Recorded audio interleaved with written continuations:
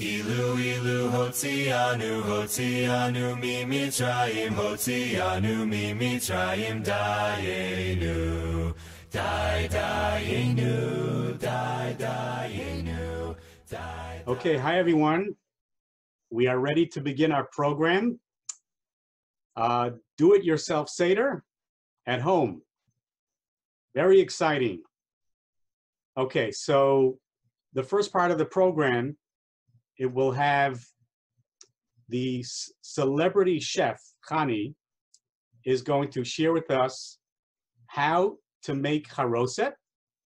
And also she's going to give us a guide as to how to set up your Seder plate.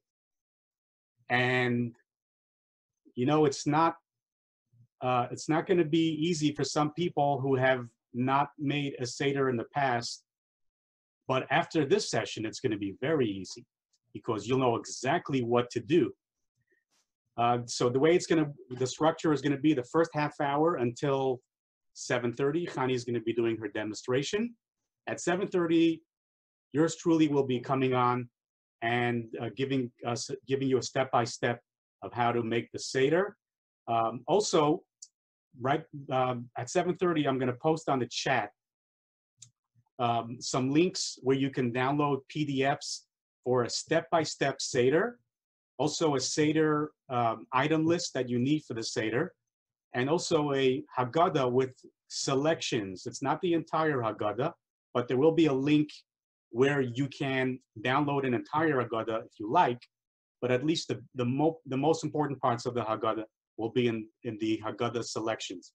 Okay, and now, without further ado, I present to you celebrity chef Khani Stolik.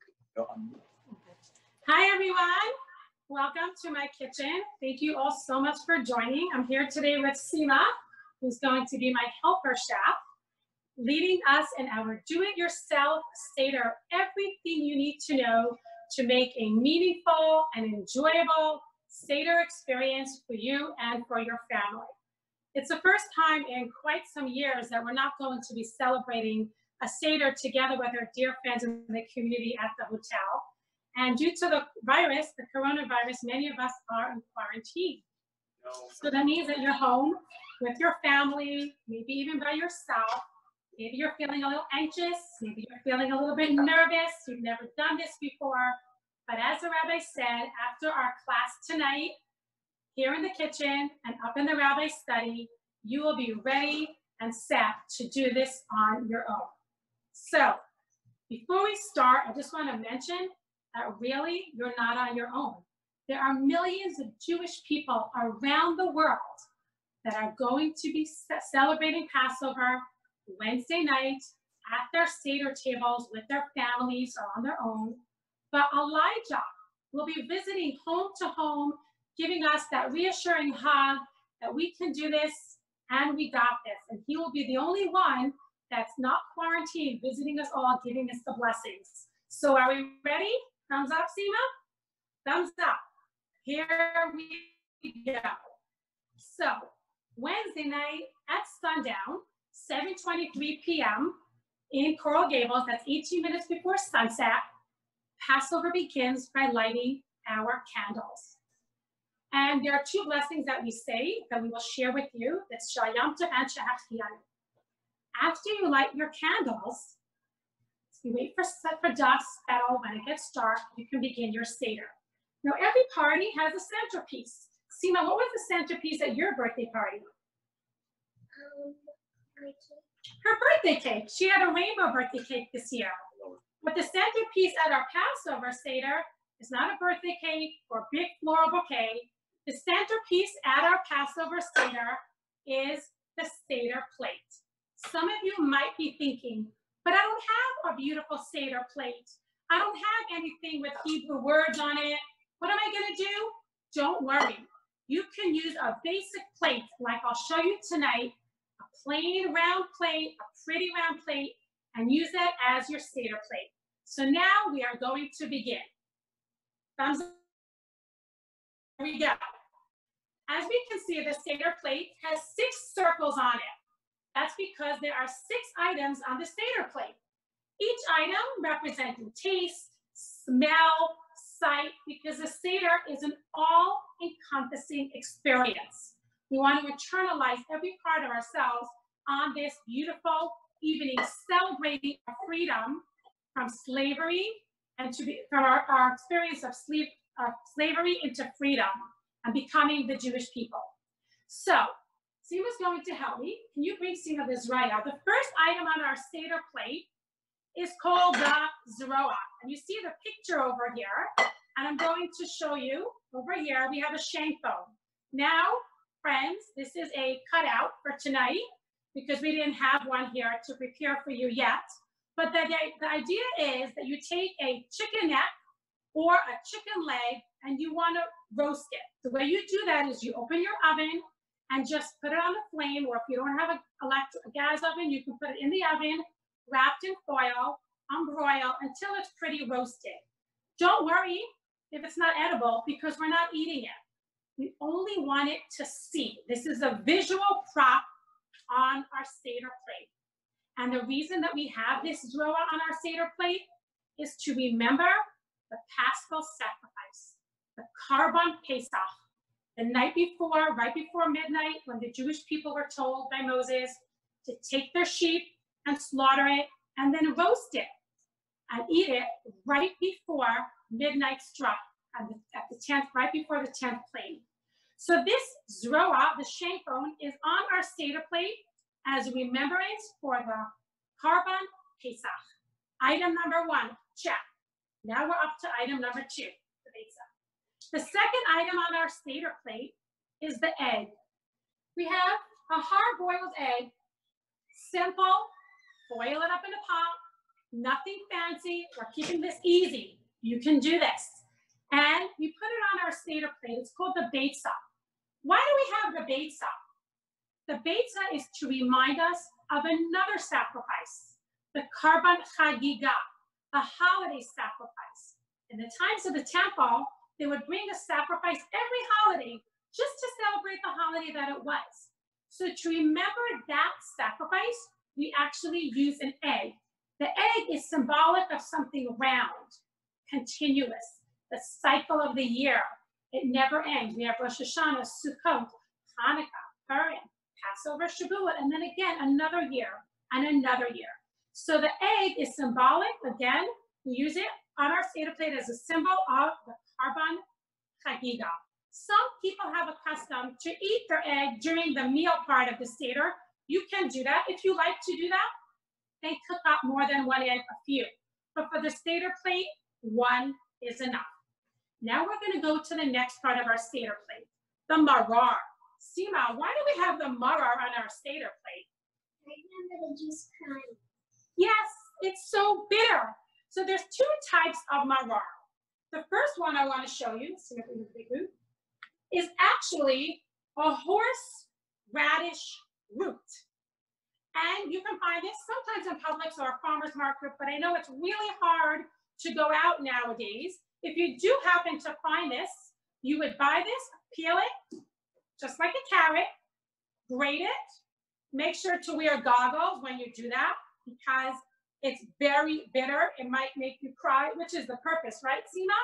But in my home, my brothers would do this with goggles and they would shred the marar and put it on our Seder plate. But if you don't have a place to find this now, then very simply what you can use white horseradish. I found this in Publix, okay? The company is Gold. It says hot horseradish. You would simply, just open it up and the clear plastic cup right here. And I'm using these little plastic cups I happen to have. If you don't, you can just use a little dish or you can even put it directly on your Seder plate. You just put some of the marar. Ooh, I already smell it, it's so bitter. And the marar is used several times during our Seder, which the rabbi is going to tell us about soon. Now there's another part of the marar, and that's right underneath this, and that's the chazeret. And you see here a picture of the lettuce. Seema, can you hand that to me? The romaine lettuce here on the plate. And this is the part 2 of the marar. Some of you might be wondering, I don't remember my Caesar salad tasting very bitter last time I ordered one. Why is the romaine lettuce another type of the bitter herbs that we have on our Seder plate? So interestingly, when you plant romaine lettuce, you pick the lettuce when it's ready. But if you leave the lettuce in the ground longer than when it's supposed to be picked, the leaves will actually turn bitter. That's why the marar, the lettuce, is part of the marar family. So now we see we have 4 things, right? What number are we up to, Seema? 5. Give me a high five. Great job, Seema. Okay. So now we have number 5, and that is the vegetable, the karpas. So in our family, the onion. Some people use a potato. All 3 of those are valid and they work great.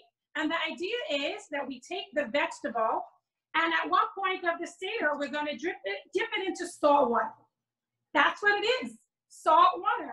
Nothing fancy. Water, I sprinkle some salt, and the rabbi's going to share with us when we dip it into the salt water. Seema, why salt water? What does the salt water remind us of? Tears. The bitter tears of the Jewish people in Egypt, exactly. So that's number 5, the karpas. Now we're up to number 6. Number 6 right now is empty. This is going to be our charoset. I'm going to demonstrate to you tonight, how do you make charoset? Because as far as I know, I don't think we can go into Publix, so the few stores that are open now, and ask them for charoset. It's nothing that you can buy ready-made for the most part. So it's super easy. It is a very forgiving recipe. You can't really go wrong. And I also want to tell you that there are many different styles of charoset. There's an Ashkenazi version, there's a Sephardic version, there's a Chabad version. I'm going to show you tonight the simplest version, the version that we use in my home. It's the Chabad version, and if you want to add anything additional, you can. What are my ingredients? 3 ingredients for my charoset. We have apples, walnuts, and wine. Apples, walnuts, and wine. Again, some people add cinnamon, some people add dates, some people add honey. You can add whatever you'd like to this basic recipe. I'm giving you the classic recipe tonight. So the first thing you're going to do, I'm going to make a smallish recipe. We're going to use about 4 apples. So you take your apple, please pass me the peeler, and you start to peel your apples. So very simply, you peel your apples. Once your apples are peeled, which we have right over here, this is a real cooking show. We have our apples all ready. I take my apples, and I'm going to show you how I dice them to prepare them for the charoset. So very simple. Very simple. I just take my apple, I cut it in half, then I cut it in half again, and then I take out the center core, and I chop it in half again, till I have bite-sized chunks that I can put into my food processor. Now, some of you may not have a food processor. You can use a blender. You can use a Ninja. You can use a Vitamix. And if you don't have any of those, you can actually finely chop your apple on your cutting board, which is also fine. So now, once you have your apples chopped, just like this, you can open up your food processor, and Seema is going to pour it into the container. Thank you, Seema. Now, once your apples are inside, I like to process the apples. So some people like it chunky, some people like it smooth. That's fine. Any way that you like it, that works. So I'm going to put my food processor on. Come on. if it goes. Hold on a minute. Let's just make sure this is all connected. There we go. And I just pulsed it for about 3 seconds, 4 seconds, and I'm going to check it out. I'm going to show you what it looks like. I personally like it a little more processed, so I simply just go back to my processor and pulse it just a little bit more. Okay, that's probably just right. Yes, I'm going to show you in the camera. Okay, so it's kind of like small chunks. Once my apples are processed, then you add the walnuts. You don't want to add the walnuts right away because the walnuts will get mushy before the apples have a chance to process. So now we are going to do about a half a cup of walnuts for about 3 small apples. It's about half the amount of walnuts to the amount of apples. If you like it chunkier, you can do that too. Seema washed her hands before our cooking show started, so she is going to fill up my cup with walnuts. We're going to do a heaping. Keep going, Seema. Great job. Okay, and now I'm going to put it into my processor. I might add some more walnuts if I think I want a little bit of a thicker consistency. Wait a minute. I forgot to talk about why we have chalosed at our table. Hold that thought. We're going to get right back to that once our chalosed is ready. Okay, so the process once again. And it's looking just great. Okay?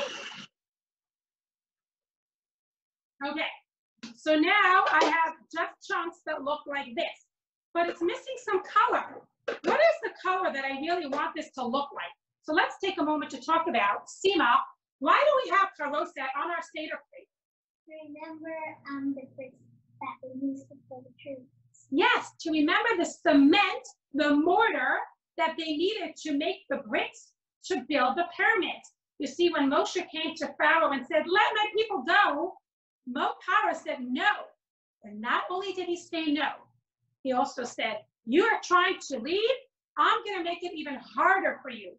Not only am I going to give you the bricks to build the pyramids for, but now I'm going to keep your same quota. You have to collect the straw, process it, make your own mortar, make the bricks, and then build the pyramids." So their workload doubled, and the Jews cried out, "Hashem, how long?" And Moshe said, "Hold on tight." And that's when God brought the 10 plates. So let's go back to our chalosed. We have our 3 apples, half a cup of walnut, and now we have our wine. So the wine, the sweeter the wine, the sweeter your chalosed is going to be. You can use grape juice, no problem. Or you can use more of a less sweet wine. I like to use this wine. This is a Passover wine. It has about 1% alcohol. You can use any kind of wine that you like. The sweeter, the better. You don't want to make it too wet, okay? So I'm going to add about 2 tablespoons of wine. 1 and 2, okay? After I add my 2 tablespoons of wine, I am very gently going to pulse one more time. Sometimes you might need to scrape down the edges of your processor, and that's fine too. Watch me go. I'm going to put it on. 1, 2, and stop. And here we go. I am going to show you now our beautiful chalosed. Seema, you can put that in the seat. Thank you. This is my chalosed. And if you ask me, I think this looks just like mortar. I'm going to dish some in the bowl right now. Thumbs up if you like chalosed. My thumbs up. Delicious, healthy, and nutritious. And here we have our chalosed for Passover. Again, if you would like to add some cinnamon or some honey or some dates, you definitely can. I'm going to taste it and tell you if it's good.